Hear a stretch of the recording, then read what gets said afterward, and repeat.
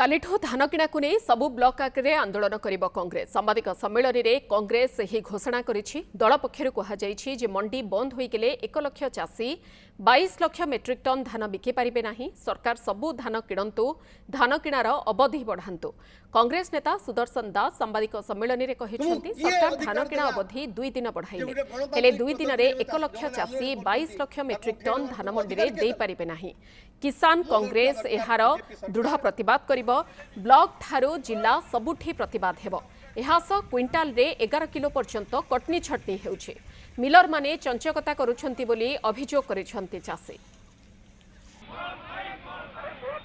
ए राज्यर पंजीकृत समस्त चाषी मानक पाखरु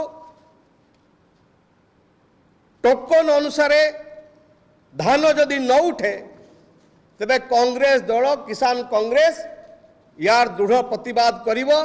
ब्लॉक आगे करिवो, जिला कलेक्टर पाखे करिवो एवं पैक्स रे मध्य ए आंदोलन चलिबो जदि से सबुधान न उठांती।